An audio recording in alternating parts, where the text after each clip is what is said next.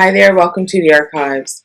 I just sat here for I don't know how long doing a recording, thinking that it was recording, and this whole time it was not recording at all. So I had to do it all over again. So this episode is called something about resistance. I've been thinking about resistance a lot today, in light of the Supreme Court getting rid of affirmative action. So for an article a project I've been working on called Playing Mass in the Caribbean as a Ghanaian Canadian. I've been reading about the history and theft of enslavement of Black people, Black African peoples, brought to places like Turtle Island, which here in North America is known as the United States or Canada.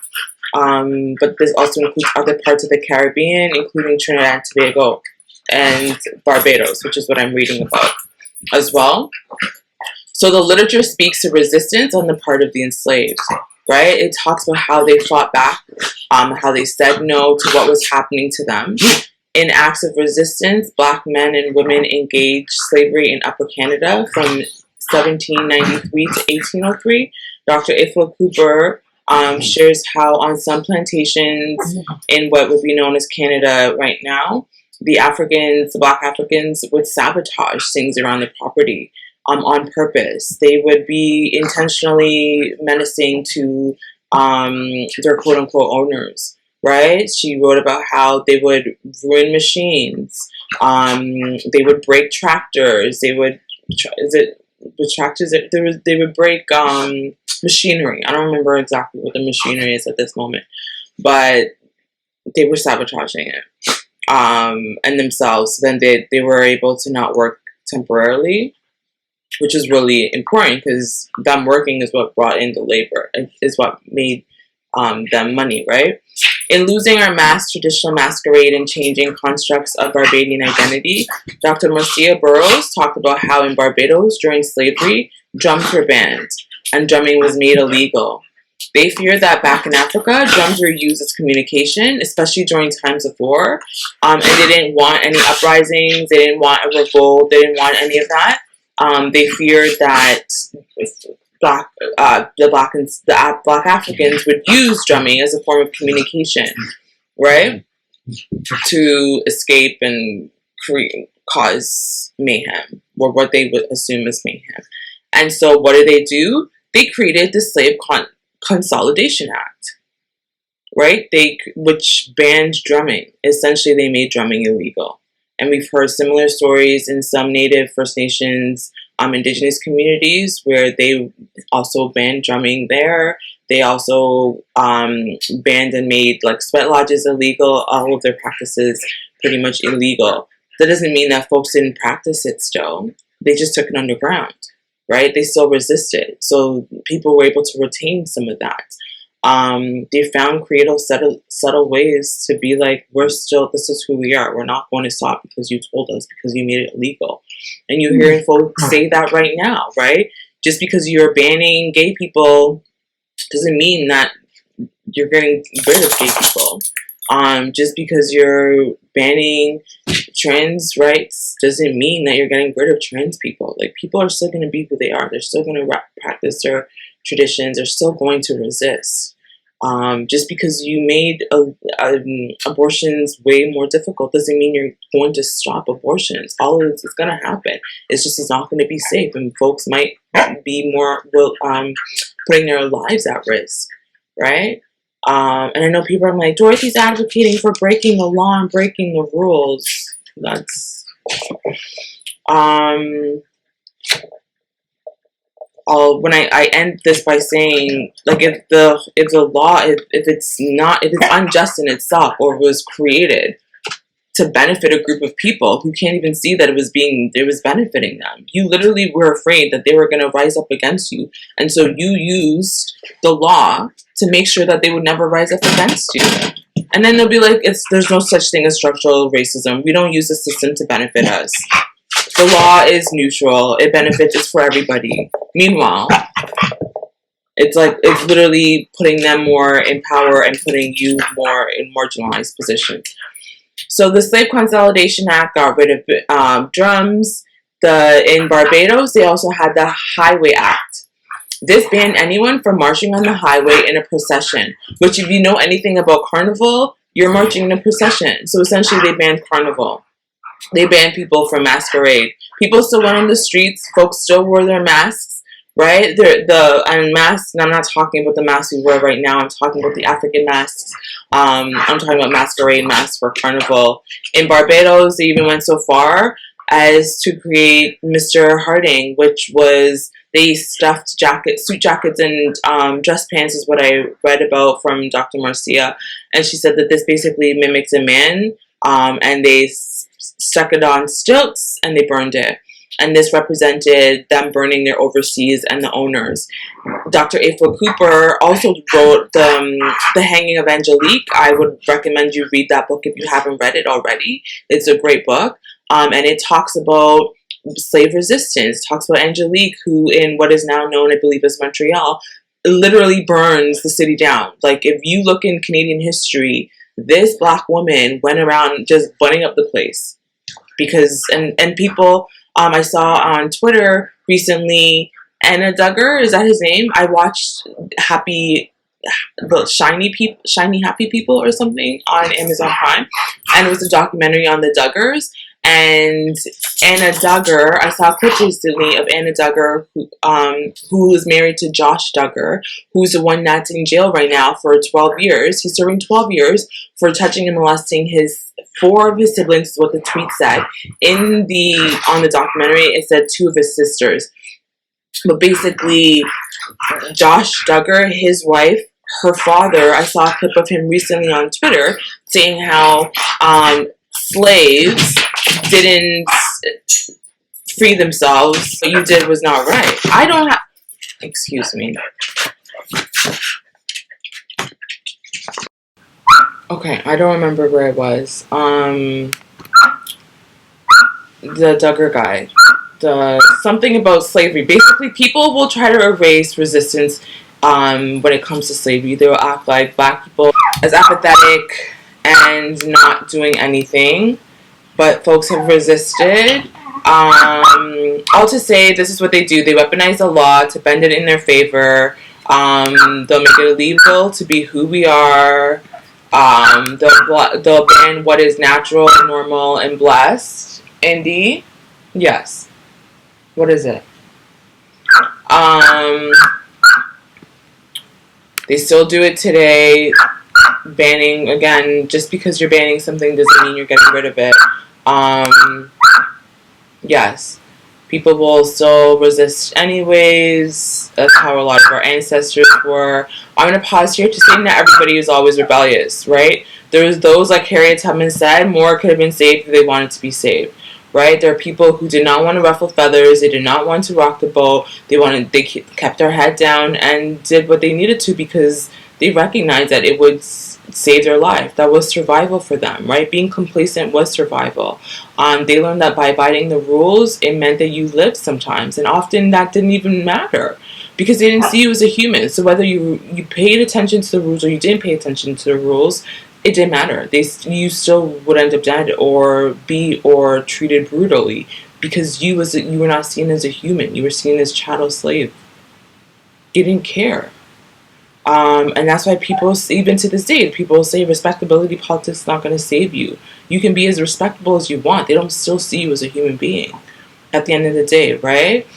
Playing by the rules is not going to save you. But people did. They weren't willing to risk their lives by acting quote unquote bad, right? I listened to the Slow Burn podcast yesterday for the first time. Season 8 is all about Clarence Thomas.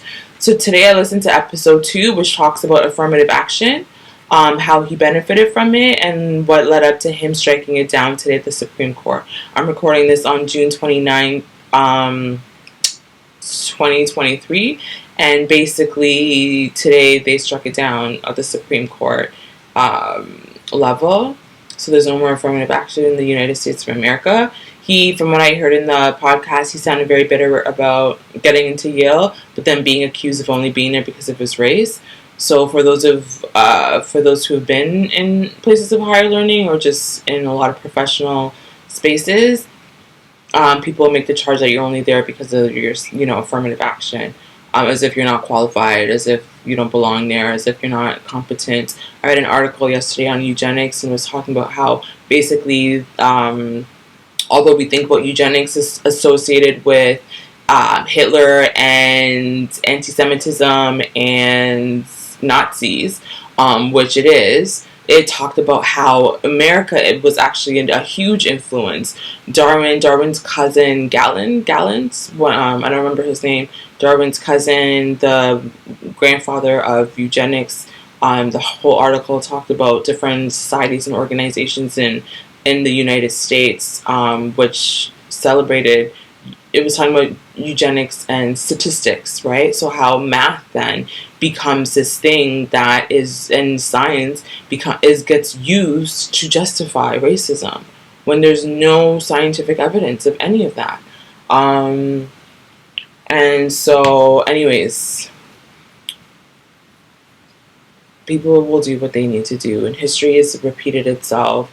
Drums were banned at one point. So much was banned at one point that's no longer banned, but that's because people really worked hard to organize, to change that, and to resist, and to fight back, and to push back. And then there are others like Thomas Clarence, who started off protesting on the streets, advocating for Black lives. He led Black campus clubs. He was advocating for Black men to protect Black women, apparently, in this episode that I listened to yesterday. His story, his personality, the ideologies, they seem really familiar. He was raised Catholic, is what I also learned. And that brand of conservative is something that we unfortunately have in common. The Catholic Church is very conservative, right? And so even Catholics who claim to be liberal or Catholics who claim to be progressive, there's still this tone of conservatives. Most of us are still very conservative. And it might not be our political affiliation, but I'm talking about conservative as an ideology, as a lifestyle, as a way of being, right? And that's very much fed in through the church, because the church itself is very conservative. And so the episode ended by saying that him becoming a Black Republican, it didn't ruin his career. If anything, it helped him to become even more powerful.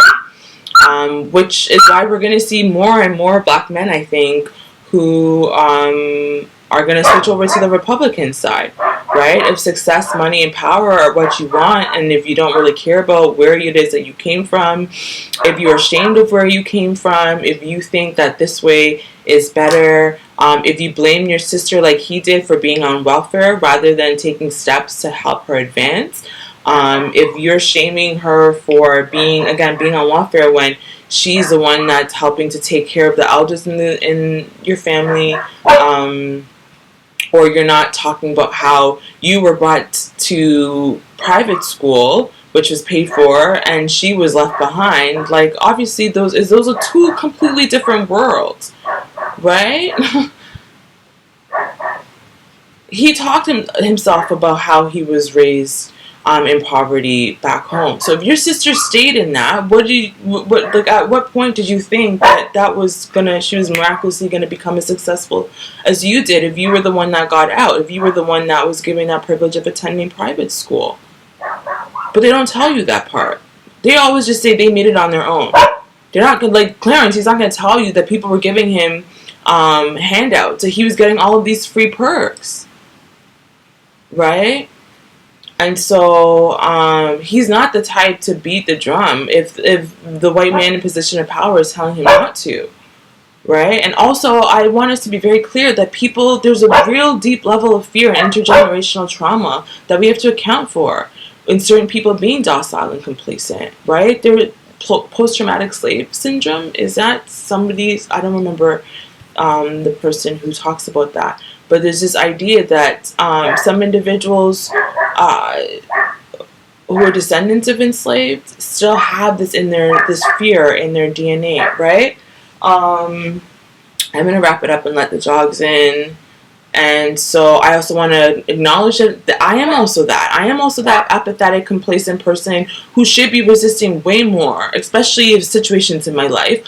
And I might find creative ways to subvert it, but overall, am I doing anything to have an uprising, to free myself in any sort of a real way? There are challenges that people are up against, right? You cannot overthrow a system by yourself, first of all. And second of all, even as a collective, it takes time. It takes many years, decades, right? Intergenerational.